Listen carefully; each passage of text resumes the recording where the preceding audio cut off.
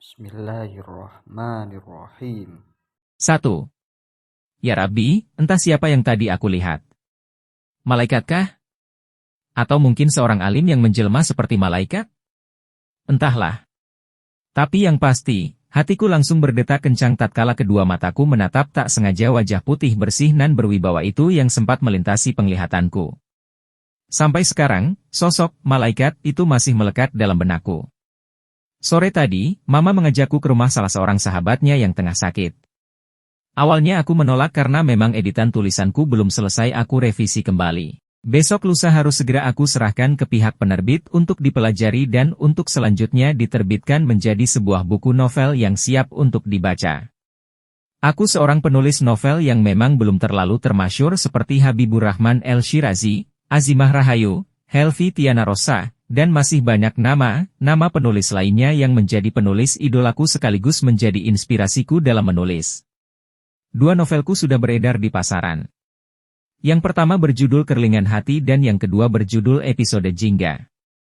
Alhamdulillah kedua novelku itu laris manis di pasaran. Dan sekarang, aku sedang menggarap novelku yang ketiga yang judulnya masih aku rahasiakan. Tapi lagi-lagi karena mamaku tersayang mengajakku pergi menjenguk temannya yang sedang sakit, jadilah aku merubah semua jadwalku duduk di depan komputer untuk merevisi ulang novelku, untuk ikut mama pergi menjenguk temannya. Mau bilang apa lagi? Toh kalau mama sudah beralasan, Dinda, nanti kalau sampai penyakit mama kumat di jalan, bagaimana? HFH, tak tega rasanya kalau sampai penyakit asma mama kumat di tengah jalan. Semoga saja tidak. Aku berangkat bersama mama tepat setelah sholat asyar kami tunaikan. Aku tidak pernah tahu teman mama yang satu ini. Mama bilang dia itu bernama Ibu Rahayu. Teman mama semasa kuliah dulu. Aku hanya mendengarkan mama bercerita banyak tentang sahabatnya itu yang katanya lumayan cantik dan mempunyai seorang suami yang juga tampan dan seorang anak laki-laki yang menurut mama sangat cocok untuk dijadikan seorang menantu. Bu Rahayu itu punya seorang anak laki-laki. Mama lupa namanya siapa. Tapi yang pasti dia itu cocoklah untuk dijadikan seorang menantu. HFH. Aku hanya menghela nafas mendengar celotehan mama yang menurutku hanya sebuah pengharapan seorang ibu yang menginginkan anak perempuannya segera menikah.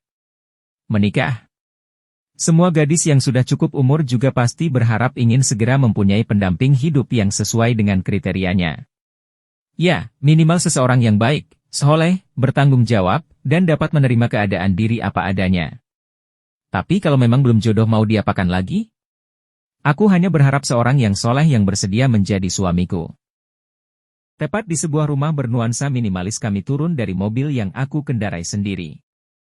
Di luar sudah ada seorang perempuan paruh baya yang membukakan pintu rumah untuk kami. Ibu itu lalu menyuruh kami masuk karena dia sudah tahu bahwa kami akan datang untuk menjenguk Ibu Rahayu. Sekantong buah-buahan aku serahkan padanya. Dia pun segera mengantar kami memasuki kamar Bu Rahayu. Di dalam aku melihat seorang ibu yang sudah sedikit tua dengan wajah pucat pasinya berbaring di atas tempat tidur berselimutkan kain yang sangat tebal. Kepalanya ia tutup dengan sebuah kerudung pendek. Dialah Bu Rahayu. Senyumnya segera menyambut kami ketika ia lihat wajah kami nampak dari balik pintu.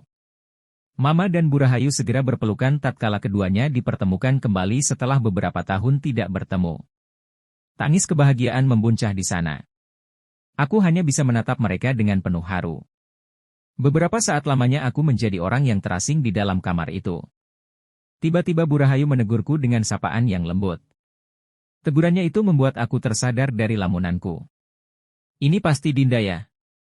Tanya Bu Rahayu. Iya Bu. Jawabku tergagap. Aku segera meraih tangannya dan kucium. Aku kembali tersenyum padanya. Sudah besar ya? Berapa usia kamu sekarang? Tanya Bu Rahayu lagi yang membuat aku ragu-ragu untuk menjawabnya. 27 tahun Bu, sahutku tanpa semangat yang membara. Entah mengapa setiap kali ada seseorang yang menanyakan berapa usiaku, aku selalu menjawabnya tanpa mempunyai semangat. Mungkin karena sampai sekarang aku belum juga menikah. Tahu dari mana Lis kalau aku sakit? Tanya Bu Rahayu pada Mama. Aku menarik kursi yang disediakan oleh ibu tua tadi sambil mendengar jawaban Mama. Dari Rudi. Kebetulan kemarin aku bertemu dia di pasar. Dan dia bilang katanya kamu sakit. Memang kamu sakit apa sih Yu? Mama balik bertanya. Tahulah Lis. Aku juga bingung sendiri dengan sakitku, jawab Bu Rahayu dengan mata berkaca-kaca. Sesaat ku tangkap sepertinya ada yang mengganjal dalam hatinya. Dia pun mulai bercerita. Beberapa hari yang lalu ada yang menawarkan seorang muslimah padaku untuk dijadikan istri oleh anakku. Oh iya, mana anakmu itu? Kok tidak kelihatan? Siapa namanya? Cerocos Mama memotong pembicaraan Bu Rahayu. Bu Rahayu menghela nafasnya dan menjawab dengan nada datar. Aku memperhatikannya dengan seksama. Anakku itu bernama Yusuf Abdul Fatah. Masa kau lupa sih, Lis? Oh iya. Maaf, namanya juga orang tua. Lanjutkan yuk. Kata Mama Seraya menyuruh Bu Rahayu untuk melanjutkan ceritanya. Aku sempat melihat gadis itu. Wajahnya cantik, perilakunya baik, akhlaknya pun bagus.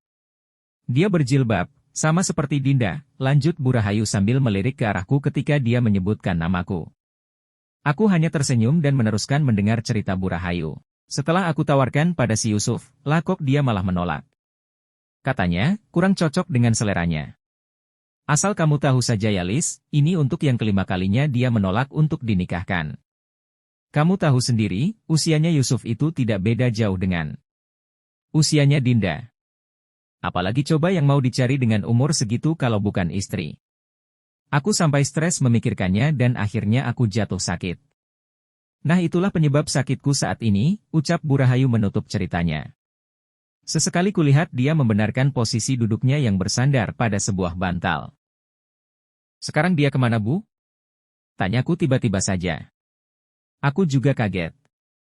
Kenapa aku menanyakan hal itu? Aku sendiri tidak tahu alasannya. Sekarang dia sedang menebus obat ibu di apotek. Perginya sih dari tadi, mungkin sebentar lagi juga pulang, jawab Bu Rahayu tenang. Suasana kembali lagi seperti semula. Mama dan Bu Rahayu kembali larut dalam perbincangan masa lalunya, sedangkan aku hanya dapat mendengarkan mereka berbincang tentang suatu hal yang baru bagiku. Beberapa saat lamanya waktu berjalan, tiba-tiba dari luar kamar terdengar suara seorang laki-laki mengucapkan salam dan membuka pintu secara perlahan. Aku, Mama, dan Bu Rahayu pun segera mengarahkan pandangan kami ke arah suara itu. Perlahan-lahan pintu itu terbuka dan, subhanallah, seorang laki-laki tampan dengan kemeja dan celana bahannya datang dengan membawa sekantong kecil obat. Aku berdiri dari dudukku tanpa melepaskan pandanganku dari laki-laki itu. Sesaat lamanya aku menatap dia yang sedang mencium tangan Bu Rahayu kemudian mengatupkan kedua tangannya pada Mama. Aku seperti terbius oleh keindahan zahirnya. Aku tersadar tatkala dia mengucapkan salam padaku dan mengatupkan kedua tangannya juga padaku.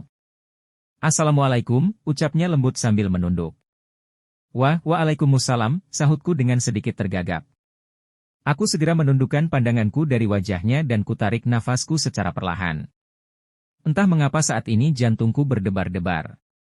Kudengar Bu Rahayu memperkenalkan laki-laki itu sebagai anaknya yang bernama Yusuf Abdul Fatah dan dia juga memperkenalkan Mama sebagai sahabat lamanya dan juga memperkenalkan aku pada Yusuf.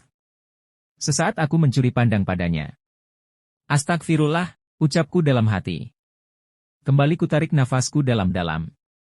Tak berapa lama, laki-laki yang kukenal bernama Yusuf itu meminta diri untuk keluar dari kamar. Aku tak berani lagi menatap wajahnya. Takut dosa. Aku hanya dapat mendengar suaranya yang dengan lembut mengucapkan salam. Aku menjawab salamnya dengan pelan. Tak berapa lama, Mama dan Bu Rahayu mengganti topik pembicaraan mereka dengan masalah Yusuf. Aku berusaha mengendalikan perasaanku. Entah mengapa, seperti ada yang berbeda dalam hatiku setelah aku melihat Yusuf tadi. Aku jadi teringat perkataan Mama. Bu Rahayu itu punya seorang anak laki-laki. Mama lupa namanya siapa. Tapi yang pasti dia itu cocoklah untuk dijadikan seorang menantu. Apa mungkin bisa ya? Pikirku sudah mulai ngaco kemana-mana. Sepanjang perjalanan pulang aku tak bisa memfokuskan pikiranku. Sesampainya di rumah aku sudah tak memikirkan editan tulisanku di komputer. Yang menjadi pikiranku sekarang adalah, apakah sosok malaikat itu yang menjadi harapan Mama? Oh, Rabbi, selamatkan aku dari penyakit hati ini. Teriakku dalam hati. Adzan maghrib sudah berkumandang. Aku segera bergegas ke kamar mandi untuk mengambil air wudhu.